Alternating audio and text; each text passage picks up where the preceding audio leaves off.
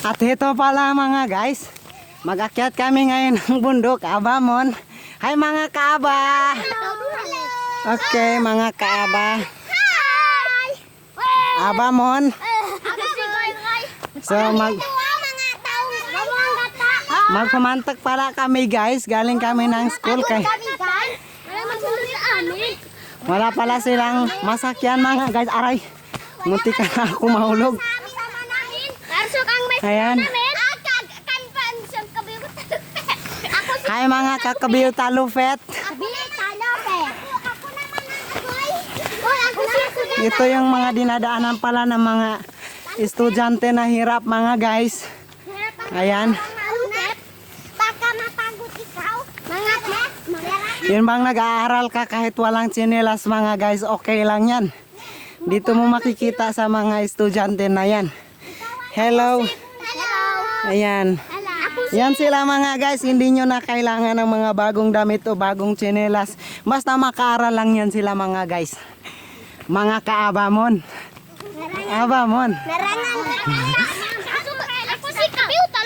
Yan pala si Kristan, mabait yan na bata.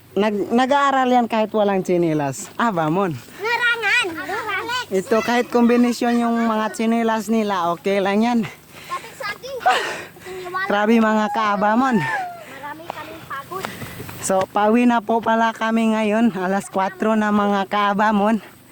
Ayan. So bundok pa yung aakyatin namin. Yan. Si Nabel pala yan, Dalimbang. Aray.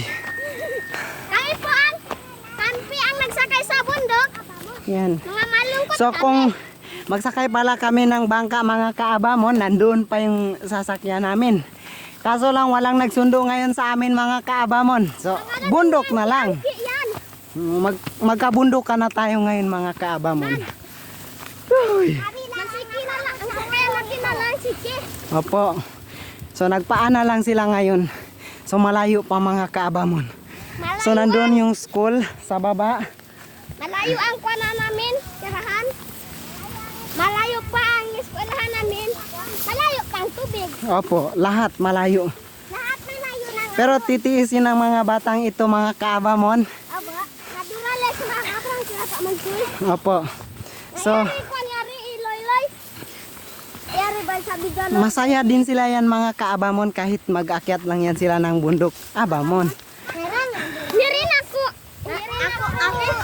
Ako si Raloy doy. Ayan tuin kuana ibuter ayan to ha. O ikaw wag yan biana lumungay. Suntukon ka mo. So mainit pala mga kaabamon. Ayan so. Nag-uwi nga pala kami ng maaga ngayon kasi umuulan. Ayan. So dumidilim na yung kapaligiran mga kaabamon. So since walang nagsundo sa amin, nagbundok kami kaya umuwi na lang kami ng maaga. Tapos wait.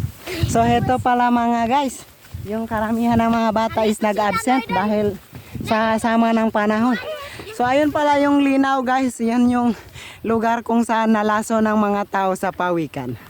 Abamon. Sa kabila ng Yan sa kabila na yun yung parang lake na yan. So linaw pala yan, Sitio Linaw, Barangay Lapakin. Ayan, go ahead. Anabelo. So, what's up mga kagoy? Oh, mga kaabamon. So magpapaalam kayo mga guys kasi malayo pa yung uuwian natin. Okay, bye-bye. Hello. Mwah. Oh, mag-ulam. So nandoon yung uuwian namin, nandoon sa taas na yun. So madilim pa. Nakako. Nagtitiis yung mga batang yan. Basta, bye-bye mga kaabamon! Bye.